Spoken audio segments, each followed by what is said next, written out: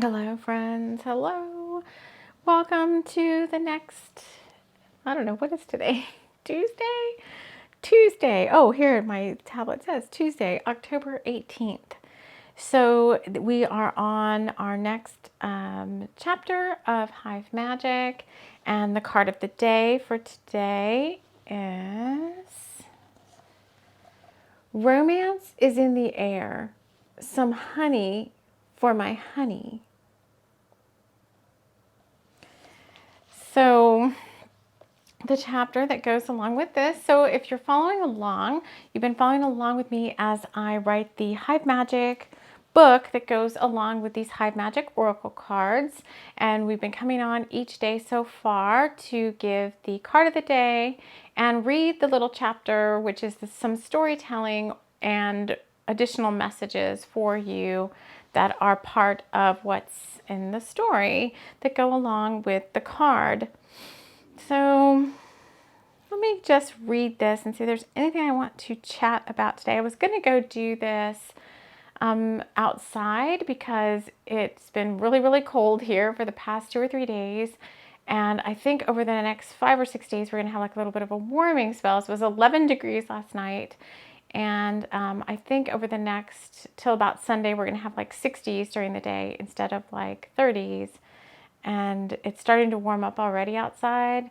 And I wanted to go out and do this somewhere outdoors, but I just was so tired. So I don't know if you guys are feeling that too.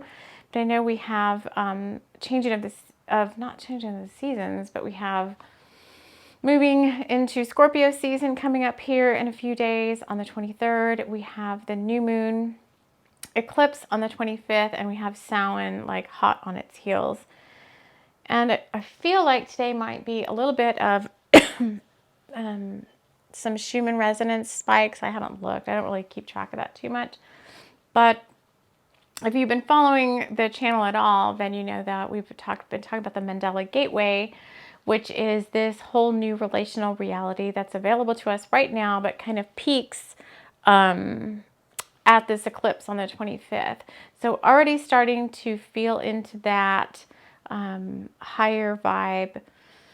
It's not a timeline, but I have a whole 3-part series on the show about that if you want to check that out.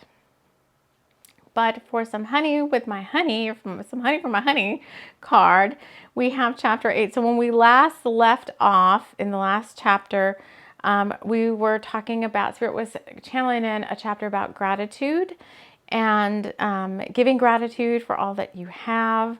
All the while, the ogre of Orkney has been stalking for Edwina Larkin, who is Ben's mom. Ben is the one of the key players in this book. Tara and Ben 10 bees. Tara's a mystic and Ben's a healer. And the bees are always talking. Are you listening? And so Ben was supposed to go visit his mom before the end of the day, and he got caught up in some stuff. So now we're at, and then the ogre of Orkney was hanging around Edwina's door at the Homes for the Slightly Less Agile and said, when the clock strikes, when it's the witching hour, I'm getting out there. I'm getting Edwina and I'm making her my, I don't know, some sort of bride. So this is chapter 8, The Clock Strikes 12. Ben lay down on the couch and closed his eyes. He felt so tired. So this is, now, if you're playing along with the story too, there's a lot of metaphors in each chapter for the time that you're listening to this. So this is timeless. It's not just a message for Tuesday, October the 18th. It's whenever you kind of come across this. But I'm just talking about ascension symptoms right now. And we're saying Ben felt so tired. He knew he was supposed to see Edwina tonight, but he just needed a quick nap. The stress of worrying about Zachary, who's his friend who's gone missing, the weird telepathic messages, and his busy schedule were taking a toll on him. He still had time to get to the Homes for the Slightly Less Agile if only he could close his eyes for a moment. Edwina, who's his mom, sat very still. She thought she heard something in the hallway outside her apartment door, so she rang for the concierge. There was no way that ogre was coming into her room tonight. She had a foolproof plan, and Ben or no Ben, she was going to take action. Tara placed her feet up on the fluffy ottoman. She felt drowsy, and she gave in to the softness of her blanket and the warm fire in the wood stove. Her eyes closed, and she immediately felt transported. But where was she?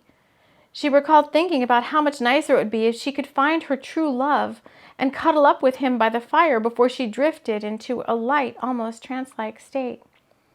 Ben felt like he was being watched. He woke with a start and glanced out the window.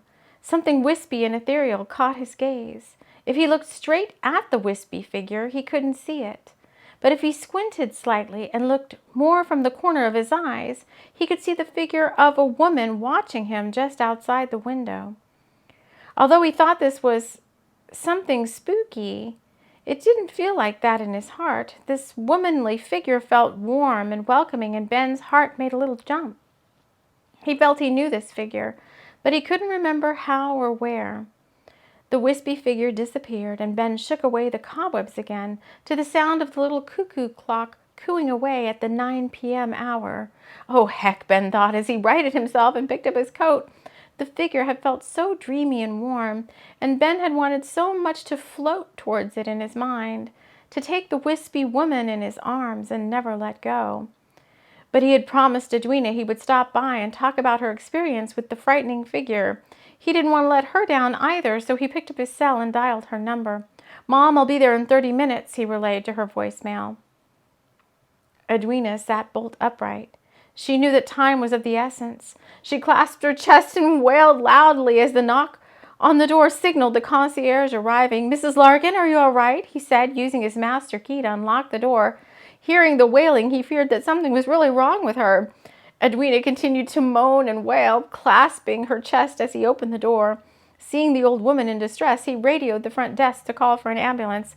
"Something's happened to Mrs. Larkin. I need a first responder," he said, unfazed by her condition. Such was his training, to be calm in the eye of a storm. Edwina hoped above all else that the ambulance would arrive, to take her far away from the ogre of Orkney. She would be no monster's bride. And as the emergency played out at the homes for the slightly less agile, Tara awoke with a start. Where had she just gone? She recalled standing outside and looking in the window of that guy she had followed the other day.